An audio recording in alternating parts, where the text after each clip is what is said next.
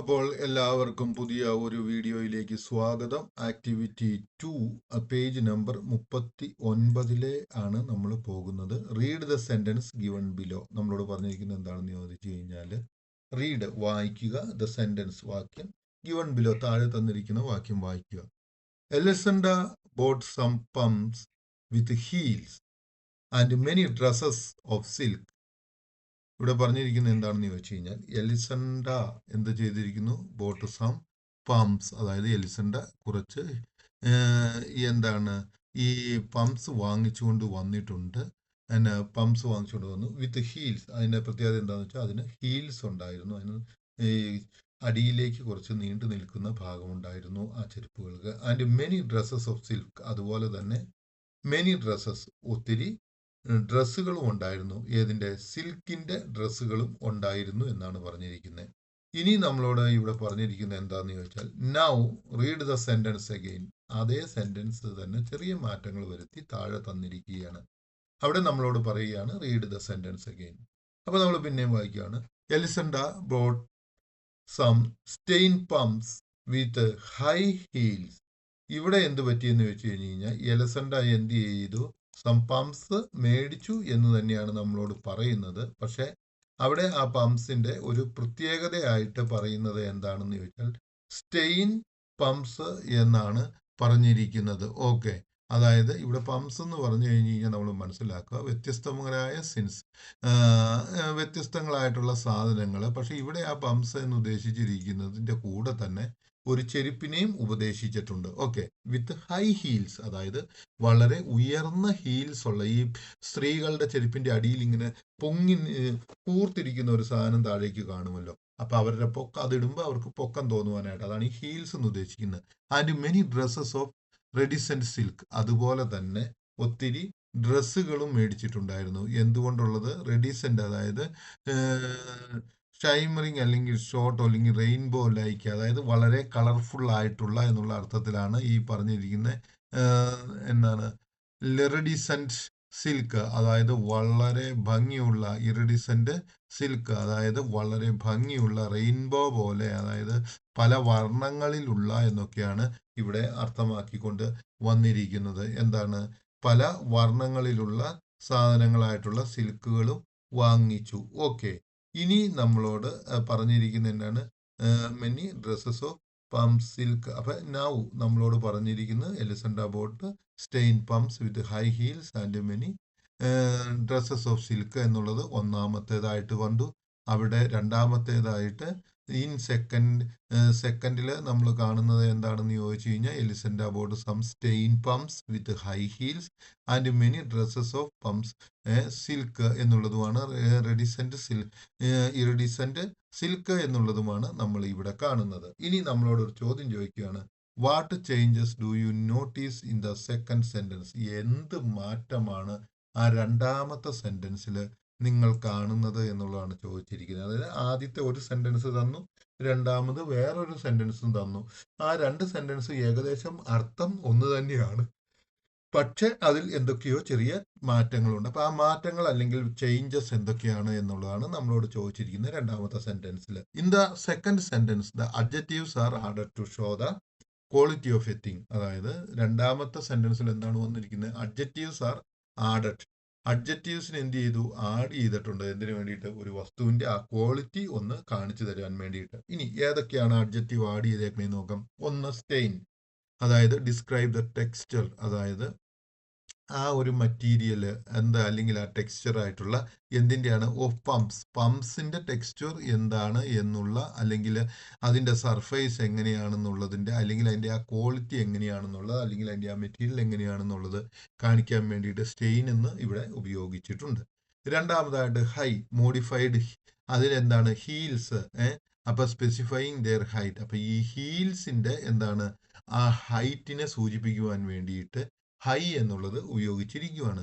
ഇറിഡിസെന്റ് എന്നുള്ളത് describe the shimmering quality of the silk, അതായത് ആ സിൽക്കിന്റെ ആ ഒരു ക്വാളിറ്റിയെ കാണിച്ചു തരുന്നതിന് വേണ്ടിയിട്ടാണ് ഉപയോഗിച്ചിരിക്കുന്നത്. ഓക്കെ, ഇനി നമ്മളോട് പറഞ്ഞിരിക്കുന്നത് എന്താണെന്ന് ചോദിച്ചു കഴിഞ്ഞാൽ നമ്മൾ നോക്കുക. തൊട്ട് അടുത്ത ഇതിലേക്ക് വരികയാണ്. ഗീവൺ ബിലോ എന്താണ്? Given below are a few phrases from the story. അതായത് താഴെ ചില ഫ്രേസുകൾ എവിടെ നിന്നാണ്? സ്റ്റോറിയിൽ നിന്ന് തന്നിട്ടുണ്ട്. Underline the words similar to the ones in the above example. അതായത് മോളിൽ തന്നിരിക്കുന്ന അഡ്ജക്റ്റീവ്സിനെ കുറിച്ചാണ്. അപ്പൊ ഈ അഡ്ജക്റ്റീവ് എന്താണെന്ന് നിങ്ങൾ മനസ്സിലാക്കണം. മോളിൽ തന്ന അഡ്ജക്റ്റീവ് ആണെന്ന് മനസ്സിലായി. Adjective is an A word that describe or modifies A noun. അതായത് ഈ അഡ്ജക്റ്റീവ് എന്ത് ചെയ്യുന്നു? ഒരു നൗണിനെ ഡിസ്ക്രൈബ് ചെയ്യുന്നു, വിവരിക്കുന്നു, അല്ലെങ്കിൽ മോഡിഫൈ ചെയ്യുന്നു, അതിൻ്റെ ആ സ്ട്രക്ചറിനെ മാറ്റുന്നു. നൗൺ അതിനെ നൗൺ ചെയ്യുന്നു, അല്ലെങ്കിൽ അതിന് ഗിവിങ് മോർ ഇൻഫർമേഷൻ, അതിനെക്കുറിച്ച് കൂടുതൽ ഇൻഫർമേഷൻ തരികയാണ് ചെയ്യുന്നത്. ഓക്കെ, അപ്പൊ ഇവിടെ എന്താണ് നമ്മളോട് പറഞ്ഞിരിക്കുന്ന? മോളിലുള്ളതിനുമായിട്ട് വ്യത്യാസങ്ങൾ ഇവിടെ തന്നിരിക്കുന്ന ചില ഫ്രേസസ് തന്നിട്ടുണ്ട്. അതിനകത്ത് മോളിൽ തന്നിരിക്കുന്നത് പോലെ ഈ ഫ്രേസിൽ നിന്നും ആ അഡ്ജക്റ്റീവുകൾ കണ്ടെത്തുവാനാണ് നമ്മളോട് പറഞ്ഞിരിക്കുന്നത്. ആ കോളത്തിൽ തന്നിരിക്കുന്ന ഓരോന്നും നിങ്ങൾ എടുത്ത് നോക്കുക. ഓക്കെ, ടെക്സ്റ്റ് ബുക്ക് അടുത്ത് വെക്കണം കേട്ടോ. അൺഫോർച്ചുനേറ്റ് ഇൻവാലിഡ്സ്, അതായത് ഇവിടെ തന്നിരിക്കുന്നത് എന്താണ്? അൺഫോർച്ചുനേറ്റ്. അൺഫോർച്ചുനേറ്റ് എന്ന് വെച്ച് കഴിഞ്ഞാൽ ഭാഗ്യമില്ലാത്ത രോഗികൾ, അല്ലെങ്കിൽ ഗുരുതരാവസ്ഥയുള്ള രോഗികൾ എന്നുള്ള അവസ്ഥത്തിലാണ് ഇൻവാലിഡ്സ് എന്ന് പറയുന്നത്. അപ്പൊ എങ്ങനെയാണ്? ഭാഗ്യമില്ലാത്ത രോഗികൾ എന്നുള്ള അർത്ഥത്തിലാണ് ഇവിടെ ഉപയോഗിച്ചിരിക്കുന്നത്. Captive Angeles. ഏഞ്ചൽസ് എന്ന് വെച്ച് കഴിഞ്ഞാൽ നമുക്കറിയാം ദൈവദൂതന്മാരെന്നാണ്. അവർ ഫ്രീ ആയിട്ട് നടക്കേണ്ടവരാണ്. ക്യാപ്റ്റീവ്സ് എന്ന് വെച്ച് കഴിഞ്ഞാൽ തടങ്കലിൽ ആക്കപ്പെട്ടിരിക്കുന്ന, അല്ലെങ്കിൽ പിടിക്കപ്പെട്ട് ജയിലിൽ അടയ്ക്കപ്പെട്ടിരിക്കുന്ന ഏഞ്ചൽസ് എന്നാണ് ഉപയോഗിച്ചിരിക്കുന്നത്. അപ്പൊ ഏഞ്ചൽസ് എങ്ങനെയാണ്? ജയിലിൽ അടയ്ക്കപ്പെട്ടവരാണ്. രോഗക്കാർ എങ്ങനെയാണ്? അൺഫോർച്ചുനേറ്റ് ആണ്, അവർക്ക് ഭാഗ്യമില്ലാത്തവരാണ്. സെനായിൽ വാൾച്ചർ, അതായത് ഇങ്ങനെ ഈ ദിക്കുമുട്ടി എങ്ങോട്ട് എന്ത് എന്നറിയാത്ത ഒരു രീതിയിൽ പോകുന്നത് എന്നുള്ള, കൺഫ്യൂസ്ഡ് അല്ലെങ്കിൽ ആബ്സെന്റ് മൈൻഡഡ് എന്നൊക്കെ പറയാം. അപ്പൊ ഇങ്ങനെ കൺഫ്യൂസ്ഡ് ആയിട്ടുള്ള വാൾച്ചർ. വാൾച്ചർ എന്ന് വെച്ച് കഴിഞ്ഞാൽ കഴുക. അപ്പൊ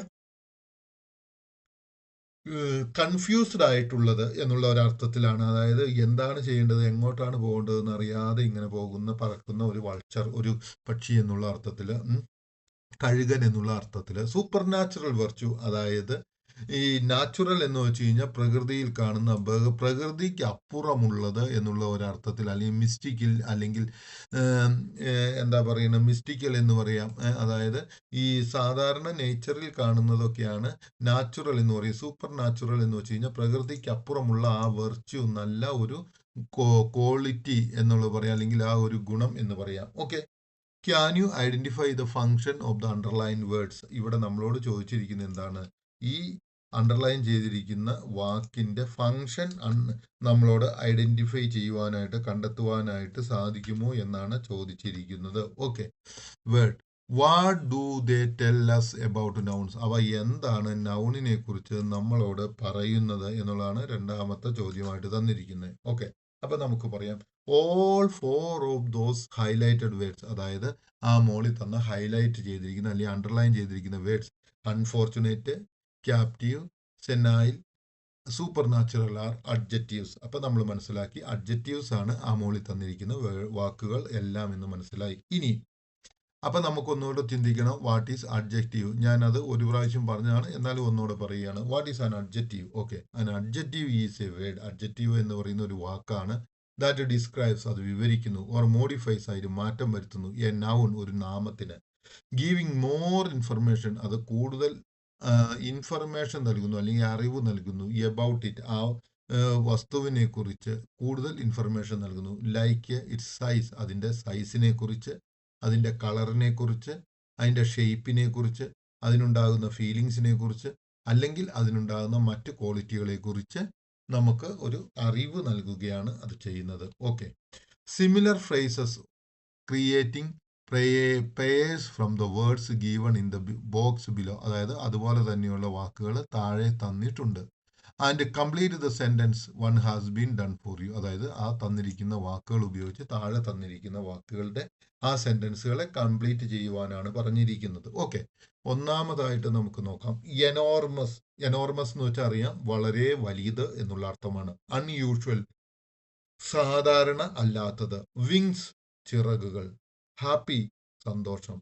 ട്രെമൻഡസ്, വളരെ അധികം എന്നൊക്കെയുള്ള ഒരു അർത്ഥത്തിലാണ്. അതായത് മാർവലസ്, വണ്ടർഫുൾ എന്നൊക്കെ പറയാം, വളരെ മനോഹരമായത്, വളരെ ഭംഗിയുള്ളത്. ചൈൽഡ്, ശിശു. എന്തൂസിയാസ്റ്റിക്, വളരെ അധികം ഒരു പ്രവൃത്തി ചെയ്യുവാനുള്ള ആ ഒരു ത്വരയുള്ളവൻ, എക്സൈറ്റഡ്, ഈഗർ എന്നൊക്കെ നമ്മൾ പറയും. എന്താണ് പറയുന്നത്? ഒരു കാര്യം ചെയ്യാനായിട്ട് വളരെ ഇൻട്രസ്റ്റിൽ നിൽക്കുന്നു. എഫോർട്ട്, ശക്തി, ക്രൗഡ്, ജനക്കൂട്ടം, നോയിസ്, ശബ്ദം. അപ്പൊ ഇത്രയും വാക്കുകളാണ് തന്നിരിക്കുന്നത്. ഈ തന്നിരിക്കുന്ന വാക്കുകളിൽ നിന്ന് 5 വാക്കുകൾ തിരഞ്ഞെടുത്ത് ഇവിടെ തരണം എന്നാണ് പറഞ്ഞിരിക്കുന്നത്. ഒന്നാമത്തത്, do you hear any unusual noise, സാധാരണയല്ലാത്ത എന്നുള്ളതാണ്. അപ്പൊ നോയിസ് എന്നുള്ളത് ഇവിടെയുള്ള ആ നൗൺ. അപ്പൊ അൺയൂഷ്വൽ എന്ന് വെച്ച് കഴിഞ്ഞാൽ സാധാരണയല്ലാത്തത് എന്ന് ആ നോയിസിന്റെ കൂടെ കൂട്ടിയിരിക്കുകയാണ്. Pelayo took a tremendous effort to pull the old man out of the mud. ഇവിടെ എന്താണ് പറഞ്ഞിരിക്കുന്നത്? പെലായോ എന്ന് വെച്ച് കഴിഞ്ഞാൽ നമുക്കറിയാം took a tremendous, വളരെയധികം എഫോർട്ട്, അതെങ്കിൽ ശക്തി ഉപയോഗിച്ചു. ഓക്കെ, ട്രെമൻഡസ്, വളരെയധികം effort to pull old man, ആ ഓൾഡ് മനുഷ്യനെ വലിച്ചെടുക്കുവാനായിട്ട്.